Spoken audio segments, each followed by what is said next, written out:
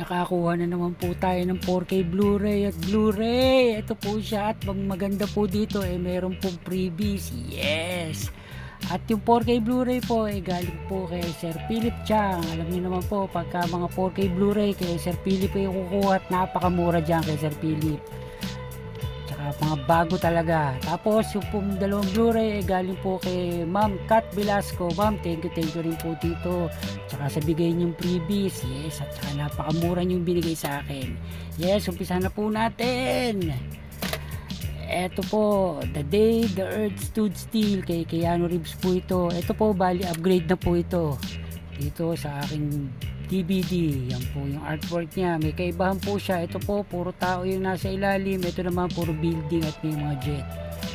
Yung likod din po magkaiba. Yung spine niya magkaiba rin po, dahil po itong Blu-ray Japanese disc po ito. Alam niyo naman, mga disc na galing sa Japan, napakaganda ng quality niyan. Po ang harapan at ang spine at yung likod. Yun magkaiba na artwork yan ang slipcase, diba? Magkaiba yan, maganda. Ito po yung pinaka disc niya, yan po, may Japanese siya single disc lang to. Yes, tapos may dalawa siyang insert. Ito po isa parang booklet to. Yung mga wala pa kayo dito nyo makikita, ang dami yes, manalo. Alam niyo naman, ilang beses na tayo nagpakita ng mga Japanese DVD. Ngayon po, Blu-ray naman yung nakuha natin.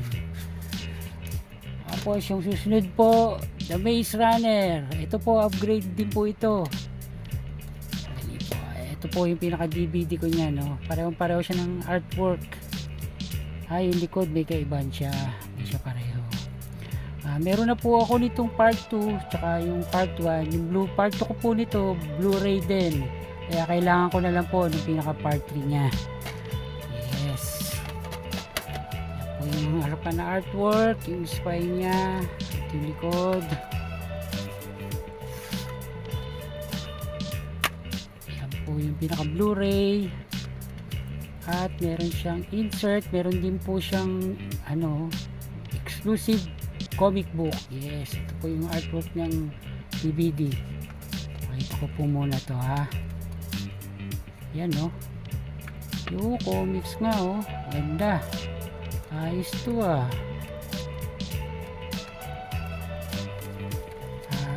trilogy po kasi itong The Maze Runner yan po yung ating Maze Runner. Hindi ko nakakalimutan ko lang po yung yung pangalan ng bida rito.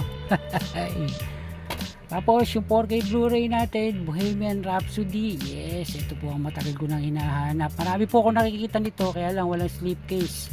Kay Sir Philip, eksakto meron, kaya binili ko na kaagad. Experience the full Live Aid movie performance not seen in theaters. Yes. Tapos meron po siyang parang gold dragon doon, kung makikita nyo ba yun. Spine at yung likod, pareho naman siya. Yung likod magkaiba. Ito po yung 4K Blu-ray. Parang disc siya parang disc parang vinyl pala. Tapos meron siyang insert. Ito po yung pinaka Blu-ray, purple yung kulay ng Blu-ray. Ito po, nung dumating po sa akin to, silyado po ito, binuksan ko na lang po pagdating ko, dahil pinanood ko po kagad. Dahil po yung anak ko dati nag-download siya nito, sinabayan ko na siyang manood. Sabi ko, okay itong movie na to pati tunog maganda, kaya ito binili ko na po sa 4K Blu-ray. Kaya mga ka-HT, yung ating bagong 4K Blu-ray at mga freebies. Thank you. Hanggang dito na lang po. Hanggang sa uulitin. Thank you.